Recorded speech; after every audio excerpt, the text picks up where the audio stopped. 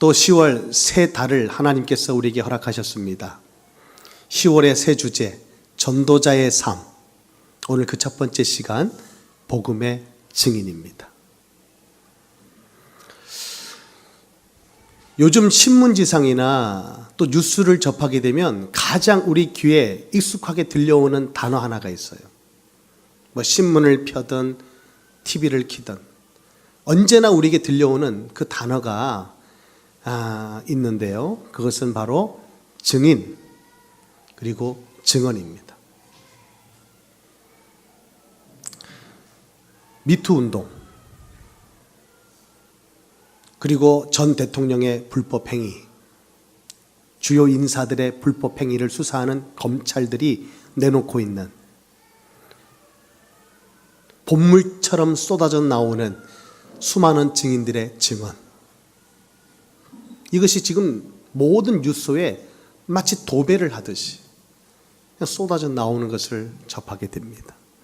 참 가슴 아픈 일이죠. 가슴 아픈 현실에 우리가 놓여 있는 것입니다. 수많은 증언들이 있기 때문에 아무리 강력한 그 힘으로 은폐시키려 해도 숨길 수 없는 거예요. 그동안에는 사실 무근이다라고 얘기했다가 이제는 채찍근들로부터 증인들의 증언이 쏟아져 나오니까 이제는 막을 길이 없는 거죠. 여러분, 증인, 증언, 사실은 이것은 법적 용어입니다. 사실관계를 따질 때 그것을 자신이 체험한 것, 경험한 것을 아는 바대로 밝히는 것, 이게 증언이죠. 오늘 사실 우리가 본문의 말씀을 보았지만 이 말씀도 사실은 증인의 증언인 것입니다. 오늘 19절 말씀부터 34절까지 말씀을 보았죠. 19절 이렇게 오늘 말씀이 기록되어져 있습니다. 요한의 증언이 이러하니라. 그리고 34절 하나님의 아들이심을 증언하였노라. 자, 증언으로부터 시작해서 증언으로 끝나는 오늘 본문의 말씀. 무엇을 밝히고 있다는 거예요. 무엇을 드러내고 있다는 것입니다. 누가? 세례 요한이. 다시 말해서 세례 요한은 오늘 증인으로 서 있다는 것입니다. 어떤 증인일까요? 예수가 그리스도다. 이 일에 나는 오늘 증인으로 서서 증언한다는 거예요. 그러면서 오늘 이 말씀을 듣고 있는 저와 여러분에게 세례 요한은 권면하기를, 구원받은 하나님의 자녀라면 우리도 복음의 증인이다. 이 복음의 증인된 삶을 살아가야 됨을 오늘 세례 요한은 우리에게 권면하고 있는 것입니다.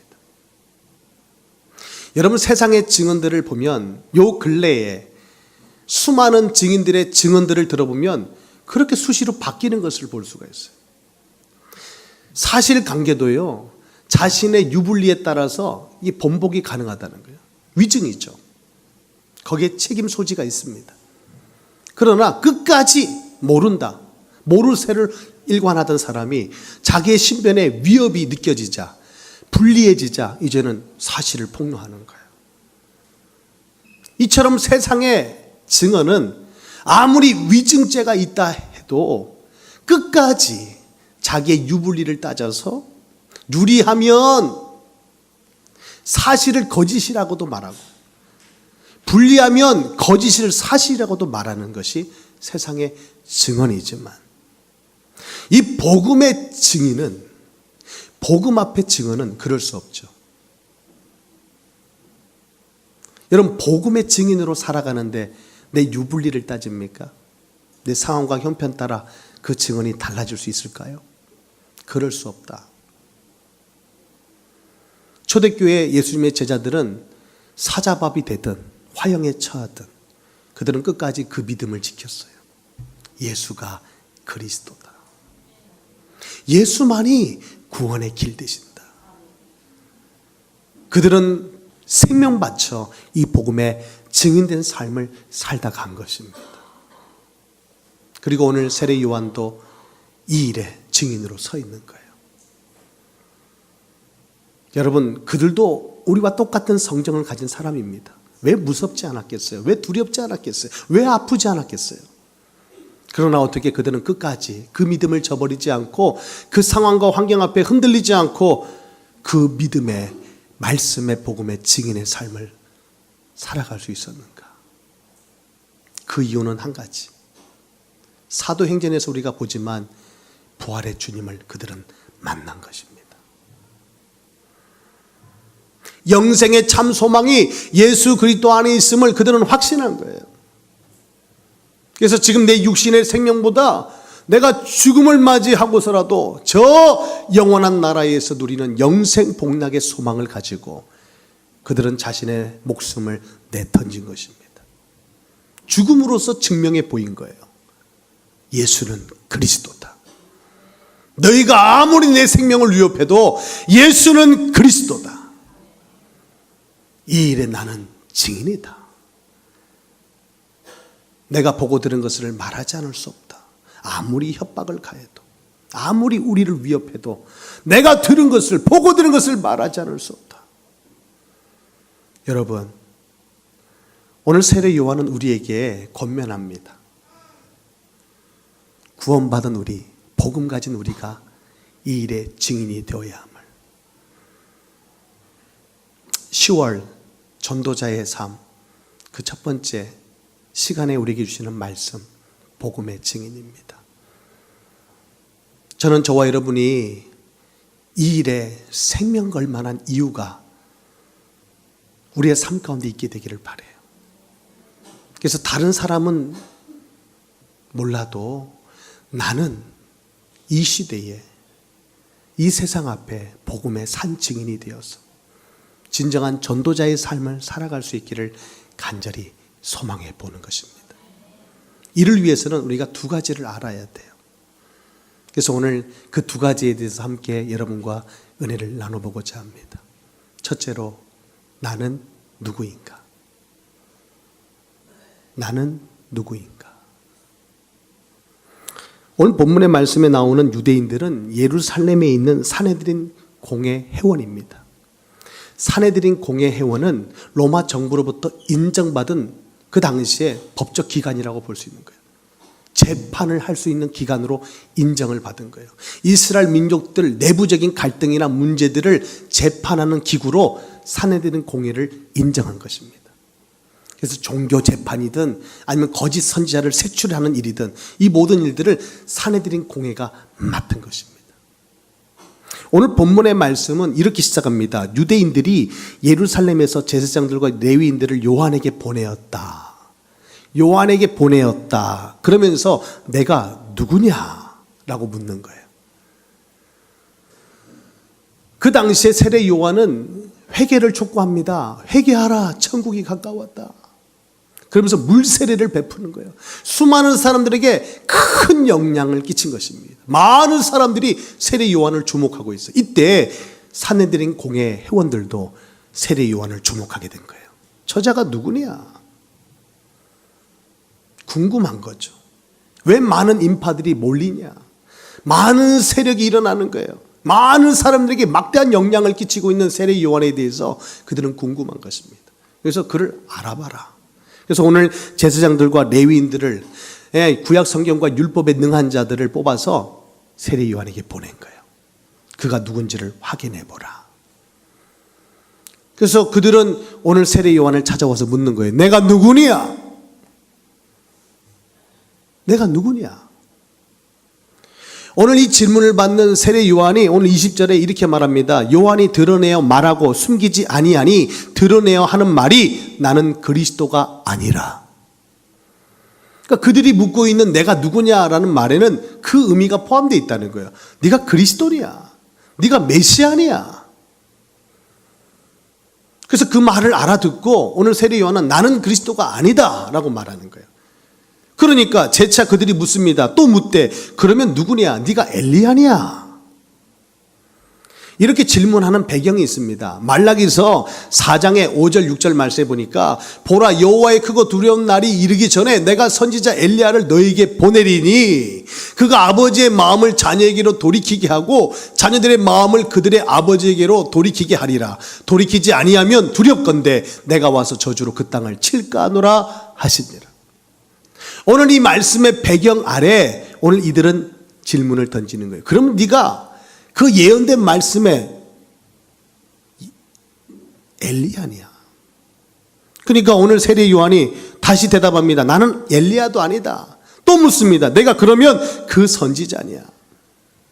오늘 이들의 질문은 예언된 말씀에 기초를 두고 있어요. 신명기 18장의 말씀에 보니까 그 배경을 알 수가 있습니다. 내 하나님 여호와께서 너희 가운데 내 형제 중에서 너를 위하여 나와 같은 선지자 하나를 일으키시리니 너희는 그의 말을 들을지니라. 이것이 곧 내가 총회의 날에 호렙산에서 내 하나님 여호와께 구한 것이라. 곧 내가 말하기를 내가 다시는 내 하나님 여호와의 음성을 듣지 않게 하시고 다시는 이 큰 불을 보지 않게 하소서. 두렵건대 내가 죽을까 하나이다 하매 여호와께서 내게 이르시되 그들의 말이 옳도다. 자, 무슨 말입니까? 마지막 때가 되면 모세와 같은 선지자를 보낸다는 거예요. 그래서 자기 백성들을 그 죄 가운데서 구원해 내겠다는 거예요. 그러니까 오늘 이들은 질문합니다. 네가 그 선지자냐? 우리를 구원할 그 선지자냐? 세례 요한은 대답합니다. 나는 그 선지자도 아니다. 그럼 도대체 너는 누구야? 너는 누구냐? 라고 물어오는 그들에게 오늘 23절에 세례 요한은 비로소 이렇게 말합니다. 나는 선지자 이사야의 말과 같이 주의 길을 곧게 하라고 광야에서 외치는 자의 소리로라. 주의 길을 곧게 하는 자로 광야에서 외치는 소리다. 나는 그런 자다. 여러분, 소리는요 방금 있다가도 사라지는 것이 소리입니다. 내가 그런 존재라는 거예요. 나는 내 뒤에 오실 그분을 전하다가 소리같이 사라지는 그런 존재다. 광야에 외치는 소리야. 의미심장한 말을 하고 있는 거예요. 많은 사람들이 일어납니다. 자신을 주목합니다. 심지어는 사내들인 공회까지 들고 일어나서 세례 요한이 누군지를 지금 알고자 하는 거예요.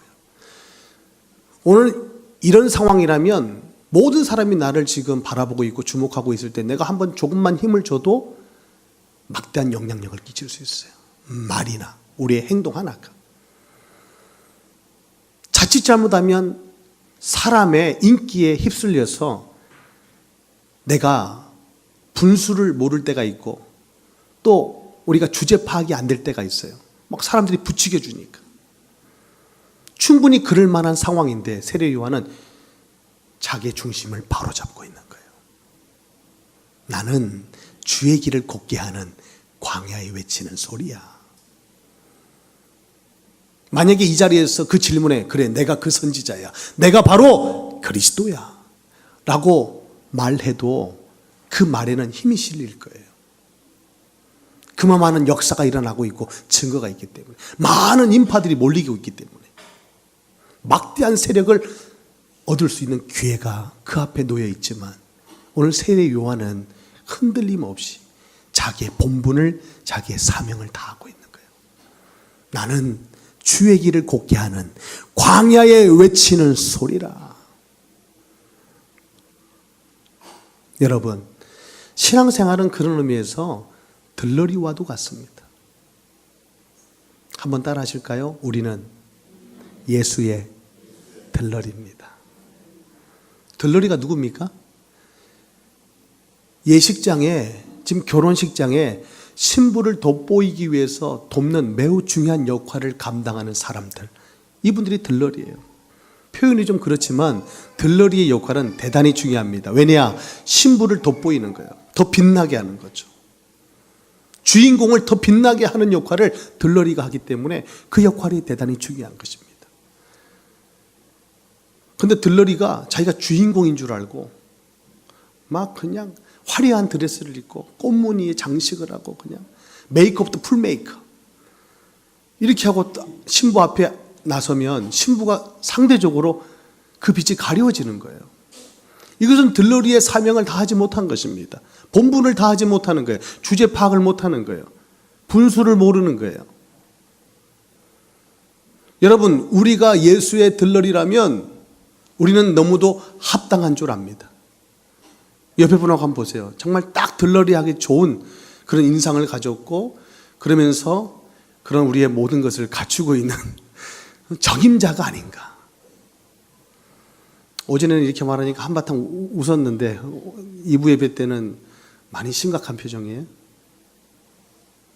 여러분, 우리가 예수의 들러리라니까요. 우리 인생의 문제가 어디서부터 오느냐? 내가 들러리인 줄 모르는 거예요. 내가 주인공인 줄 알아요. 인생의 주인이 난 줄 압니다. 여기서부터 문제가 오는 거예요. 첫사람 아담이 화가 범죄한 그 죄가 바로 이 문제입니다. 하나님을 섬겨? 왜 쓸데없는 짓을 하고 그래? 이거 먹으면 지가 하나님 되는데.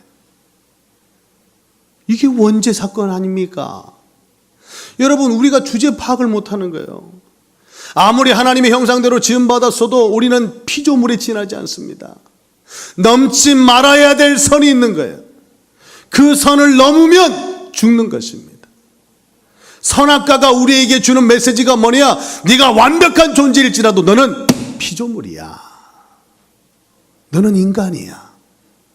하나님의 형상대로 지음받아서 하나님의 능력을 가졌으나 우리는 여전히 피조물이다. 이것을 알아야 된다. 이게 선악과의 메시지요. 그런데 그거 먹으니까 하나님 되는 줄 알았는데 영의 눈은 닫히고 육의 눈이 밝아지잖아요. 자기의 수치와 자기 죄악만 드러날 뿐입니다. 이건 우리가 넘지 말아야 될 경계선인 거예요. 들러리가 넘지 말아야 될 경계선이 있습니다. 우리는 자꾸 자기를 드러내려고 그래요. 인정 안 받으면, 인정 못 받으면 속상해요. 여러분, 우리는 우리의 모습을 너무 높이려고 해요. 이것이 고통의 시작인 것입니다. 오늘 세례 요한의 모습을 보세요. 충분히 주목을 받고 있다니까요. 그 당시에 모든 스포트라이트를 다 받고 있는 자가 바로 세례 요한인 것입니다. 예수님보다 더. 그러면 우쭐할 수 있어요. 중심을 잃을 수 있어요. 그러나 오늘 세례 요한은 이런 말까지 합니다. 오늘 27절. 내 뒤에 오시는 그이라 나는 그의 신발끈을 풀기도 감당하지 못하겠노라. 신발끈을 푸는 것도 감당할 수 없대요. 너무나 지극히 높으신 분이라. 자기의 연약함과 스스로 자기가 낮아지는 그리스도 앞에, 예수님 앞에 오늘 믿음으로 서 있는 세례 요한의 모습을 보게 되는 것입니다. 여러분, 오늘 세례 요한이 누굽니까? 진정한 복음의 증인 아닙니까? 복음의 증인이 누굽니까? 광야에 외치는 소리인 것입니다. 우리는 소리처럼 사라지는 존재예요. 먼지로, 흙으로 왔다가 먼지와 티끌로 사라지는 존재, 우리 인생 아니냐? 아무런 가치 없는 무가치한 존재가 바로 우리 자신인 것입니다. 이것을 우리가 안다면 내가 가진 이 복음의 가치, 내가 전하고 있는 이 복음의 능력은 오늘 세례 요한의 믿음의 고백과 같이 우리가 감당할 수 없는 거예요. 그 중심을 잘 나타내는 고백 하나가 더 있습니다. 요한복음 3장 30절. 그는 흥하여야 하겠고 나는 쇠하여야 하리라. 제대로 이 복음 앞에 제대로 오늘 세례 요한은 서 있는 것입니다. 여러분, 우리가 구원받은 하나님의 자녀라면 이 땅에서 남은 생애 동안 우리에게 주어진 사명이 있다면 무엇이 있을까요? 여러분, 구원받으셨어요. 이 복음을 여러분 소유하고 계십니다. 그럼 여러분에게 주어진 사명이 있다면 무엇일까요? 그것이 바로 오늘 세례 요한의 고백처럼 광야 같은 불신 영혼의 현장에 우리는 외치는 소리가 되는 것입니다.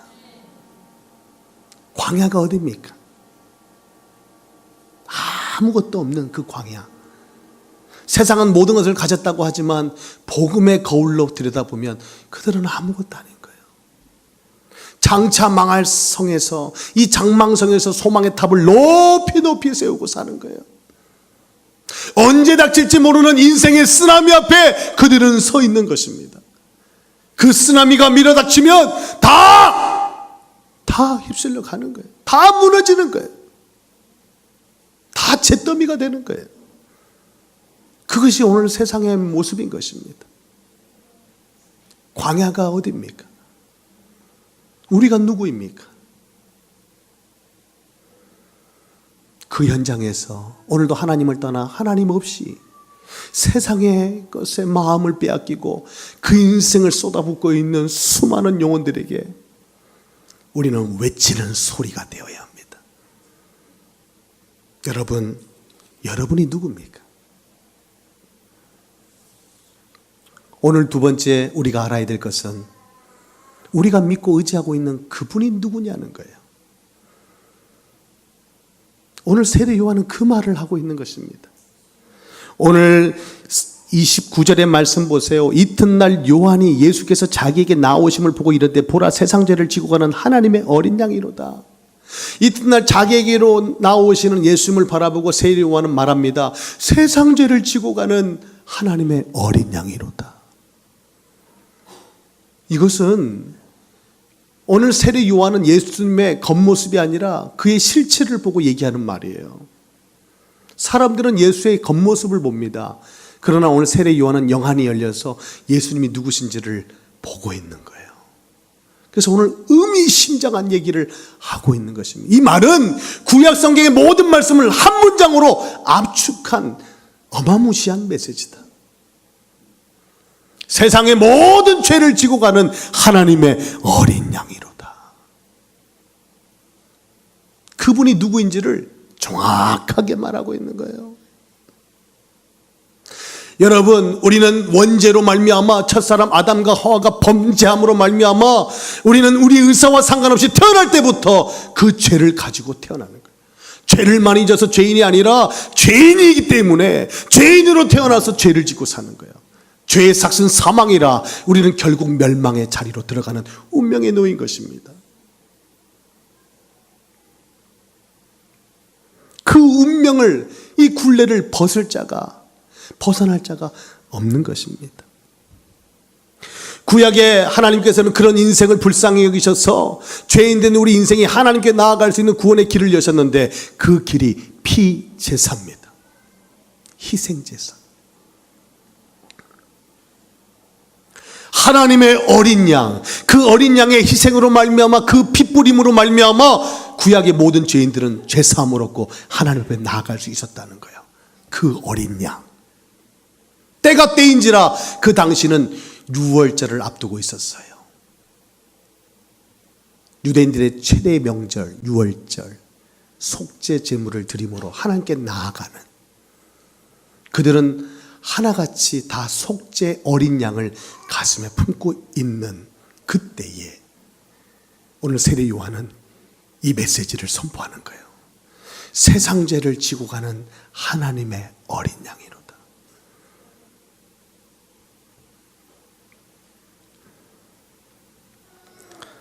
세례 요한은 지금 유월절의 어린 양처럼 오늘 우리 예수님이 이 땅에 그리스도로 오셔서 세상의 모든 죄 짐을 짊어지고 우리를 위해 대속제물이 되시고자 이 땅에 오신 메시아가, 그리스도가 예수님이시다. 오늘 그런 말하고 있는 거예요. 히브리서 9장 12절은 말합니다. 염소와 송아지의 피로 하지 아니하고 오직 자기의 피로 영원한 속죄를 이루사 단번에 성소에 들어가셨느니라.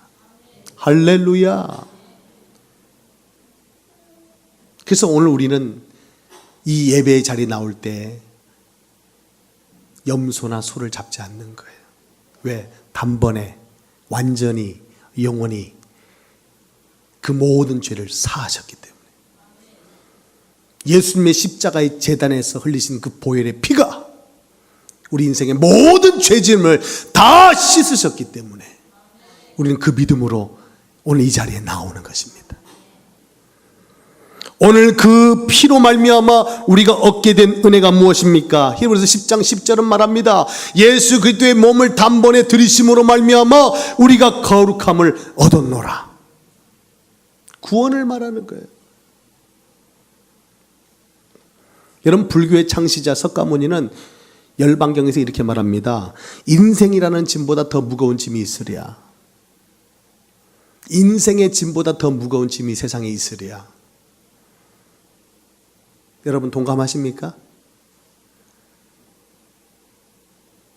인생의 짐보다 더 무거운 짐이 있을까요? 이 짐을 어떻게 벗을까요? 죽음으로. 죽으면 그 짐을 내려놓게 되는 거죠. 아무리 골치 아픈 일, 염려되고 근심된 일도 죽음의 문제 앞에 서보세요. 아무 문제 아니에요. 죽음의 문제가 가장 큰 문제예요. 안 그래요? 먹고 사는 문제로 늘 우리가 허덕이다가도 암에 하루아침에 암 선고를 받는다든지 건강상의 치명적인 문제가 찾아온다든지 죽음 앞에 우리가 서게 될 때 그동안에 우리가 늘 골머리 아프면서 힘써 살았던 먹고 사는 문제는 아무 문제가 아니 되는 거예요. 여러분, 인생의 짐보다 더 큰 짐이 어디 있겠어요? 저는 그 말에 공감합니다. 그런데 문제는 잘 봤는데 답을 찾지를 못한 거예요. 그래서 불교의 가르침 중에 가장 강조하는 부분이 뭐냐? 여러분, 우리는 생명이 있으면 사명이 있잖아요. 그래서 생직사요. 살아있으면 사명이 있는 겁니다. 하나님 앞에. 아멘입니까? 그런데 그들은 생직고요. 살아있으면 고통이 있다. 그래서 그 고통에서, 죄의 짐에서 벗어나려면 108번 종을 쳐야 되고 108번 절을 해야 되는 거예요. 왜? 우리 인생은 108번 내가 뒤덮고 있기 때문에. 108배 해보셨어요?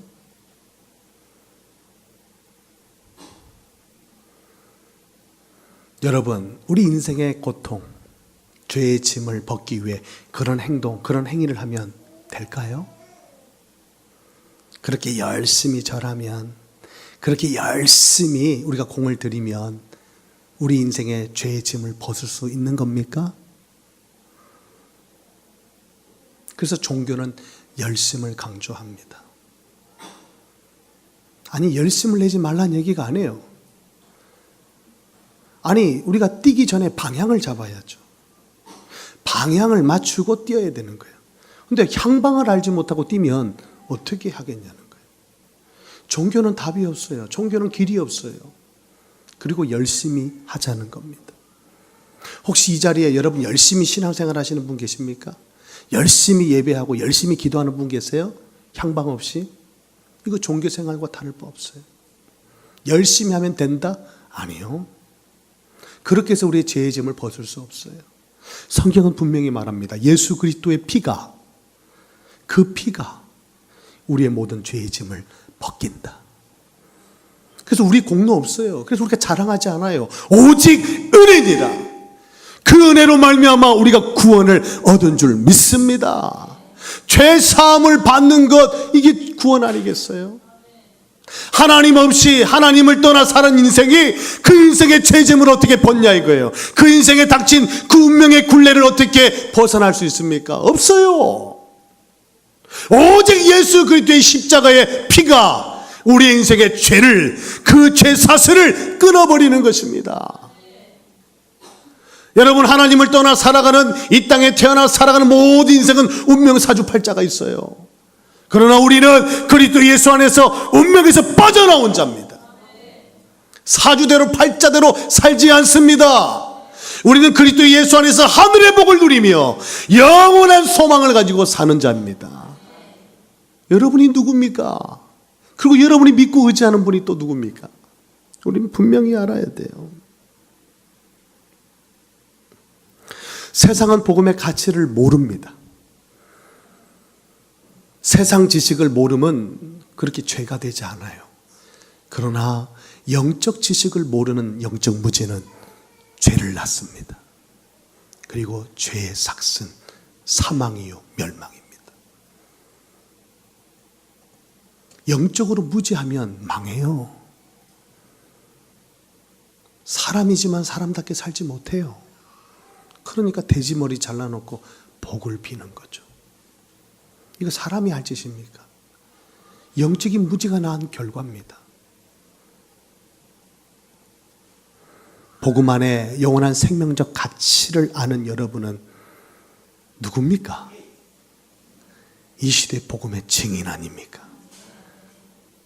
복음의 증인된 삶을 살아감이 전도자의 삶인 줄 압니다. 이것만이 생명줄이라면, 이거 외에는 우리가 살 길이 없다면, 말하지 않고 있으면 안 돼요. 그리스도 예수 안에서 영원한 생명의 가치를 찾았다면 우리는 입을 닫고 있어서는 안 됩니다.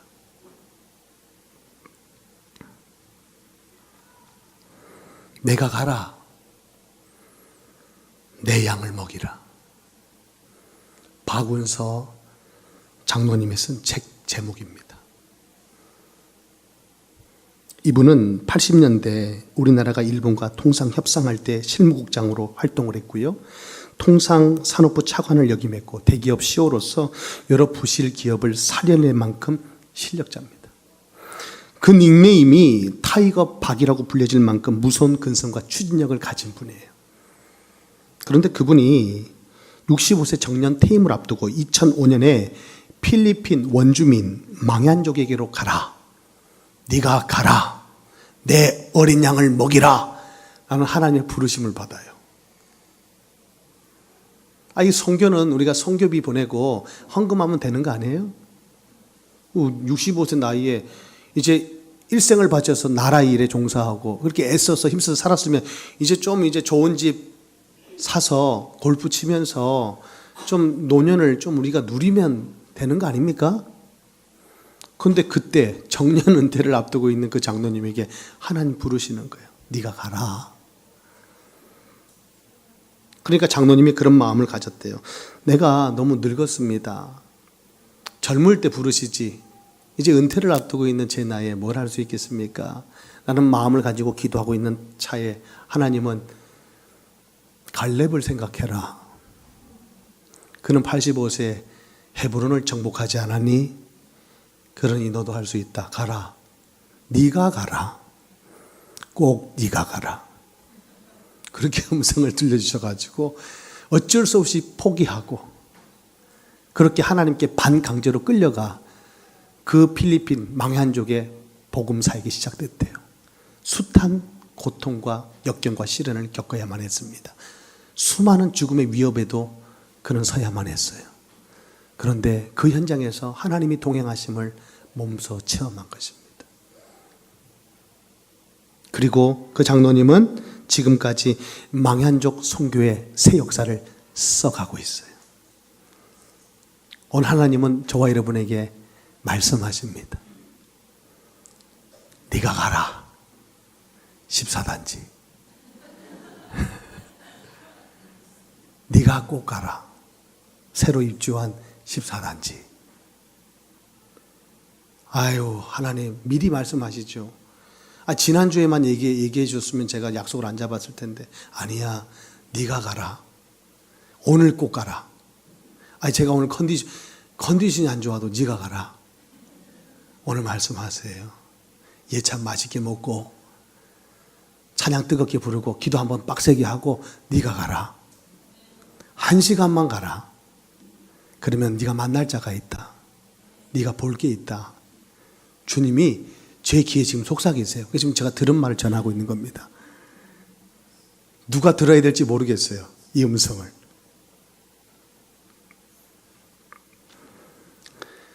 사도 바울은 우리가 어떻게 전도자의 삶을 살아가야 되는지 성찬식을 베풀고 그는 이렇게 우리에게 전하고 있습니다. 고린도 11장 26절 말씀. 너희가 이 떡을 먹으며 이 잔을 마실 때마다 주의 죽으심을 그가 오실 때까지 전하는 것이다. 여러분, 떡 아무나 먹는 거 아닙니다. 우리 아이들이요, 떡을 노려요. 심지어는 잔도 노립니다. 그거 맛있게 보인대요. 그거 함부로 마시면 안 돼요. 함부로 먹으면 안 돼요. 자격 조건이 있습니다.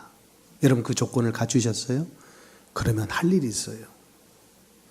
그의 죽으심을, 그가 또 다시 사심을 그분이 다시 오실 때까지 전하셔야 돼요. 오늘 말씀은 질문으로 시작해서 질문으로 끝납니다. 여러분 누구십니까? 불신 영혼이 가득한 저 세상의 광야에 외치는 소리가 되십시오. 여러분이 믿고 의지하고 있는, 예배하고 있는 그분이 또 누구십니까? 세상의 모든 죄를 짊어지러 이 땅에 오신 우리의 대속제물 하나님의 어린 양이십니다. 여러분, 여러분이 이 시대 복음의 증인이요.